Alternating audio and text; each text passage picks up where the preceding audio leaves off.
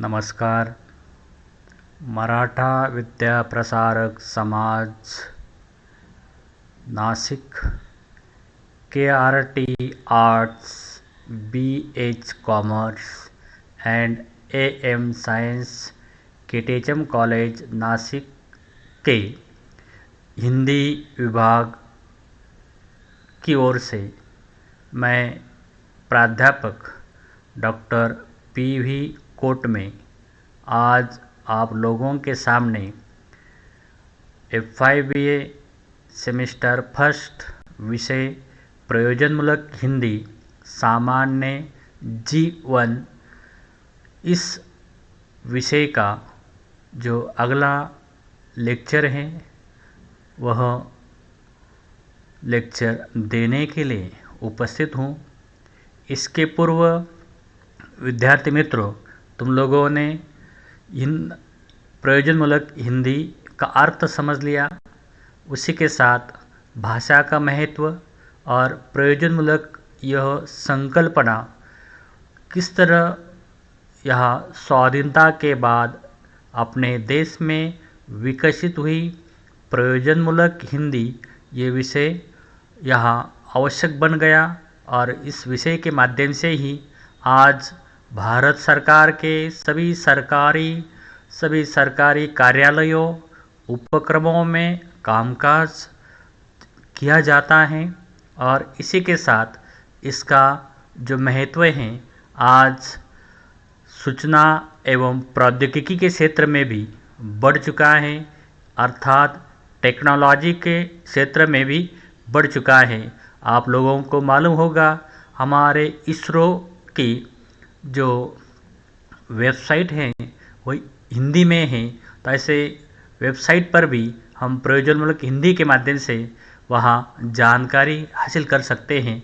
तो यहाँ अंतरिक्ष का अध्ययन करने वाला ये जो इसरो है, इसरो संस्थान ने भी प्रयोजनमूलक हिंदी का प्रयोग करना प्रारंभ कर दिया है। इस तरह यहाँ सूचना और टेक्नोलॉजी में यह हिंदी प्रविष्ट हो चुकी है, तो अनेक क्षेत्रों में वह विकासमान है। तो ऐसे प्रयोजनमूलक हिंदी का अर्थ इसके पूर्व तुम लोग समझ गए। आज हमें इसी प्रयोजनमूलक हिंदी को परिभाषित करने का, उसे व्याख्यायित करने का जो कार्य है अनेक विद्वानों ने किया है, उसे आज हमें समझना है। क्योंकि ये जो हिंदी है, ये हिंदी यहाँ सभी क्षेत्रों में आज प्रयुक्त हो रही है और इस हिंदी का महत्व देखकर इसे विकसित करने के लिए, इसकी स्थापना के लिए, उसे निर्धारित करने के लिए अनेक विद्वानों ने इसमें अपना योगदान दिया है। उसे यहाँ सैद्धांतिक तौर पर विकसित करने का प्रयास किया है। तो ऐसे प्रयोजनमूलक हिंदी की जो अनेक विद्वानों द्वारा व्याख्याएं तथा परिभाषाएं हैं वह तुम लोगों के सामने हैं।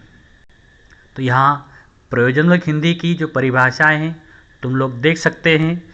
इसमें सबसे पहले जो नाम आता है वह है मोटोरू सत्यनारायण जी का। इन्होंने इस विषय को इस तरह परिभाषित किया है: जीवन की आवश्यकताओं की पूर्ति के लिए उपयोग में लाई जाने वाली हिंदी ही प्रयोजनमूलक हिंदी है।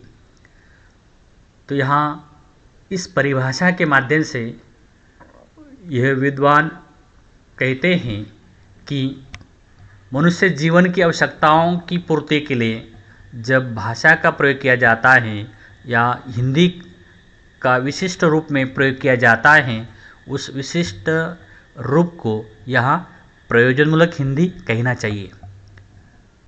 क्योंकि आप लोग जानते हैं कि हमें अनेक क्षेत्रों में जो व्यवहार करना होता है, उस व्यवहार के लिए यहाँ विशिष्ट भाषा की ज़रूरत होती है और ऐसे समय वो अपनी आवश्यकताओं की पूर्ति करती है। भाषा क्या करती है?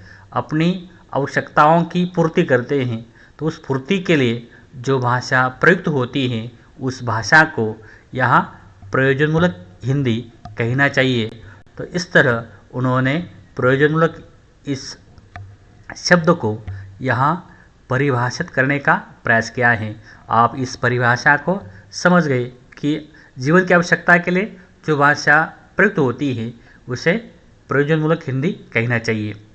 दूसरे जो विद्वान हैं तुम लोगों के सामने, उनका जो प्रथम नाम है वो यहाँ संक्षिप्त रूप में दिखाई देता है, लेकिन उनका जो पूर्ण नाम है वह है डॉक्टर दिलीप सिंह।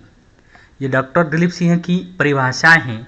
इस परिभाषा में वो कहते हैं, जीवन और समाज की विभिन्न आवश्यकताओं दायित्वों की पूर्ति के लिए उपयोग में लाई जाने वाली हिंदी ही प्रयोजनमूलक हिंदी है।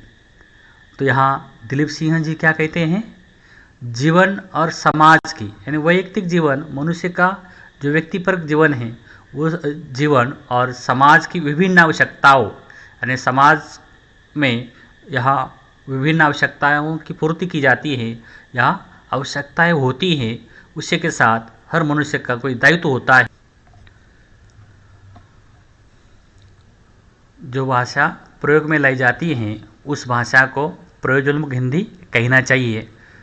तो यहाँ तुम लोग समझ गए कि डॉक्टर दिलीप सिंह कहते हैं कि जीवन की आवश्यकताओं के लिए यहाँ जो भाषा प्रयुक्त होती है, तो इसके पहली जो परिभाषा है उस परिभाषा और इस परिभाषा में अधिक अंतर नहीं है।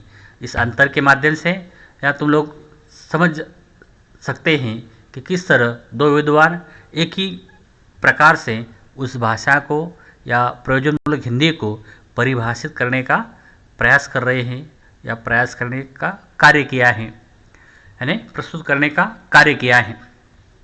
तो इस तरह आप अपनी जीवन की जो आवश्यकता है उस आवश्यकताओं की पूर्ति यहाँ एक विशिष्ट भाषा से होती है, उस भाषा को प्रयोजनमूलक हिंदी कहना चाहिए। तो यह दो विद्वानों की परिभाषाओं में हमें थोड़ा साम्य दिखाई देता है। तीसरे जो विद्वान हैं वह है डॉक्टर दिनेश प्रसाद सिंह। डॉक्टर दिनेश प्रसाद सिंह ने यहाँ प्रयोजनमूलक भाषा को या हिंदी को इस तरह परिभाषित किया है। वो कहते हैं, एक विशेष हिंदी जिसका प्रयोग हम किसी प्रयोजन के लिए करें, अर्थात वह हिंदी जो हमारे दैनंदिन कामकाज, बोलचाल अथवा लिखित रूप में व्यवहार में प्रयुक्त होती हो, प्रयोजनमूलक हिंदी कहलाती है। ये परिभाषा फिर से मैं दोहराता हूँ। देखिए, एक विशेष हिंदी जिसका प्रयोग हम किसी प्रयोजन के लिए करें, अर्थात वह हिंदी जो हमारे दैनंदिन कामकाज, बोलचाल अथवा लिखित रूप में व्यवहार में प्रयुक्त होती हो, प्रयोजनमूलक हिंदी कहलाती है। तो विद्यार्थी मित्रों, इसके पूर्व मैंने भाषा के 3 रूप होते हैं या 3 मुख्य रूप माने जाते हैं या 3 रूपों के माध्यम से भाषा विकसित होती है। तो यह तीनों रूपों को यहाँ इस परिभाषा में समाहित करने का कार्य डॉक्टर दिनेश प्रसाद सिंह जी ने किया है कि वह कहते हैं कि हम जो भाषा का प्रयोग करते हैं, जिस प्रयोजन से उसका प्रयोग करते हैं, दैनंदिन कामकाज, बोलचाल यानी मनुष्य को हर रोज़ दैनंदिन कामकाज करना होता है, उसके लिए भी भाषा की ज़रूरत होती है। सामान्य व्यवहार के लिए उसे बोलचाल की भाषा की ज़रूरत होती है। उसी प्रकार उसे कुछ कार्य लिखित रूप में करना होता है, तो वह लिखित रूप में भाषा तो हमेशा शुद्ध रूप में होती है, आदर्श होती है। उसी तरह उसे जीवन में व्यवहार करना होता है, फिर वो सरकारी कार्य हो, अन्य सार्वजनिक कार्य हो, उस कार्य में जो भाषा उसे प्रयुक्त करनी होती है, उस भाषा को यहाँ प्रयोजनमूलक हिंदी यहाँ कहना चाहिए, कहलाती है। इस तरह उसे स्पष्ट करने का कार्य डॉक्टर दिनेश प्रसाद सिंह जी ने किया है। तो समझ गए, ये परिभाषा आप लोगों के सामने है और इस परिभाषा को यहाँ तो लोगों के सामने इस तरह मैंने स्पष्ट कर लिया है, तो आप इसे समझ गए होंगे। इसी के साथ अगली परिभाषा हमें देखनी है। अगली परिभाषा है डॉक्टर ब्रजेश्वर वर्मा की। वह कहते हैं, इस परिभाषा में वो कहते हैं, या अपनी परिभाषा उन्होंने इस प्रकार दी है, निष्प्रयोजन हिंदी कोई चीज़ नहीं है, लेकिन प्रयोजनमूलक विशेषण उसके व्यवहारिक पक्ष को अधिक उजागर करने के लिए प्रयुक्त किया गया है। यानी निष्प्रयोजन कोई हिंदी की चीज़ नहीं है, यानी हिंदी जो प्रयुक्त होती है वह तो विशिष्ट प्रयोजन से ही होती है। तो आप लोग देखते हैं कि पूरे भारतवर्ष में जहाँ सरकारी व्यवस्था है, सार्वजनिक व्यवस्था है, उस व्यवस्था में भाषा का प्रयोग किया जाता है। हिंदी भाषा अनेक रूपों में प्रयुक्त होती है, तो वह विशिष्ट प्रयोजन से प्रयुक्त होती है। तो ऐसा उसका कोई निष्प्रयोजन नहीं है। तो वह प्रयोजनमूलक विशेषण उसके व्यवहारिक पक्ष को, अर्थात जो भाषा प्रयुक्त होती है व्यवहार में, उसके उस व्यवहारिक पक्ष को अधिक उजागर करने के लिए यहाँ प्रयुक्त किया गया है। यानी जो प्रयोजनमूलक नाम उसे दिया गया है, प्रयोजनमूलक नामकरण इस भाषा का हुआ है, तो उस नामकरण को और विकसित करने के लिए और उसका महत्व रखने के लिए यहाँ डॉक्टर ब्रजेश्वर वर्मा इस परिभाषा को यहाँ रखते हैं। और इस परिभाषा के माध्यम से वो कहते हैं कि ये जो व्यवहारिक प्रयोग है, ये व्यवहारिक प्रयोग ही प्रयोजनमूलक हिंदी कहना चाहिए। तो यह परिभाषा भी आप लोग समझ गए, कितनी आसान परिभाषा है कि विशिष्ट प्रयोजन से प्रयुक्त वह भाषा प्रयोजनमूलक भाषा कहनी चाहिए। इन सभी परिभाषाओं को देखकर हमें भी यहाँ एक सारांश रूप में या समेकित रूप में यहाँ प्रयोजनमूलक हिंदी की जो व्याख्या करनी चाहिए या परिभाषा निर्माण करनी चाहिए, तो वो परिभाषा तुम लोगों के सामने है।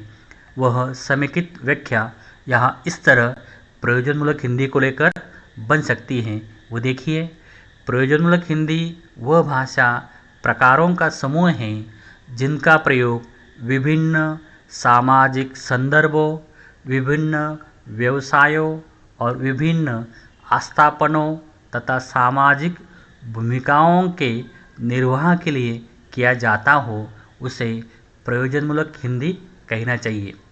अर्थात यहाँ विशिष्ट उद्देश्य से आधारित जो भाषा प्रयुक्त होती है वह प्रयोजनमूलक हिंदी कहलाती है। तो यहाँ इस परिभाषा में हिंदी भाषा के जो प्रकार हैं उन सभी प्रकारों को, ये प्रकार कौन से कि मैंने इसके पूर्व कहा था कि भारत सरकार के अनेक सरकारी कार्यालय हैं, मंत्रालय है, रेलवे है या डाक विभाग है, उसी प्रकार अन्य उपक्रम हैं। उन सभी क्षेत्रों में भाषा अलग अलग प्रकारों में, यानी प्रयोजनमूलक हिंदी ही अलग अलग प्रकारों में प्रयुक्त होती है, लेकिन उस पूरे समूह को यहाँ प्रयोजनमूलक हिंदी कहना चाहिए, क्योंकि जिनका प्रयोग विभिन्न सामाजिक संदर्भों को लेकर होता है, विभिन्न व्यवसायों को सामने रखकर होता है और विभिन्न आस्थापनों का मतलब जो प्रशासकीय कार्य है उन कार्यालयों में तथा सामाजिक भूमिकाओं को निर्वाह करने के लिए आप लोग देखते हैं कि देश के प्रधानमंत्री जब देश को जनता को संबोधित करते हैं तो किस भाषा में करते हैं? वह प्रयोजनमूलक हिंदी में करते हैं। जो व्यवहारिक भाषा है उस भाषा के माध्यम से अपनी जो भूमिकाएं हैं उन लोगों के सामने रखते हैं। तो देश के प्रधान जो व्यक्ति हैं, मुख्य व्यक्ति हैं, वह व्यक्ति भी इस तरह इस विशिष्ट भाषा का प्रयोग करते हैं कि जो पूरे देश के लोगों को समझ में आए। तो ऐसी सामाजिक भूमिकाओं के निर्वाह के लिए जिसका प्रयोग किया जाता है उस भाषा को क्या कहना चाहिए? प्रयोजनमूलक हिंदी कहना चाहिए। और उसी का एक सारांश रूप में जो परिभाषा अपने सामने दिखती है वह है विशिष्ट उद्देश्य से आधारित जो भाषा प्रयुक्त होती है वह प्रयोजनमूलक हिंदी कहलाती है। तो इस तरह विशिष्ट उद्देश्य को सामने रख कर ये भाषा प्रयुक्त होती है। तो यहाँ खेल जगत हो या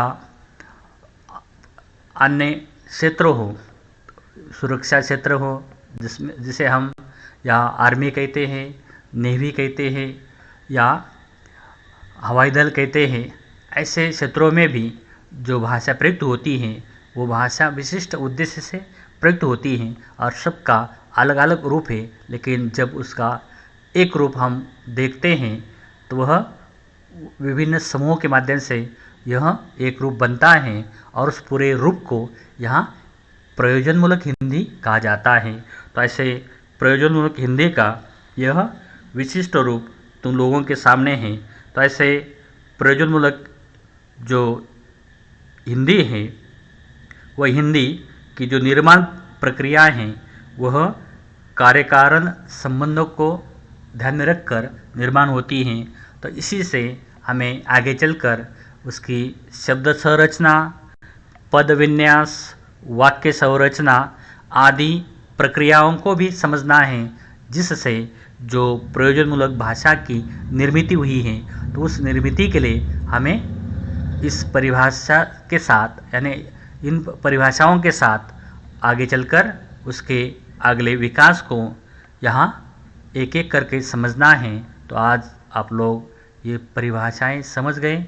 इसी के साथ हम यहाँ इस विषय को यहाँ पूर्ण करते हैं। धन्यवाद।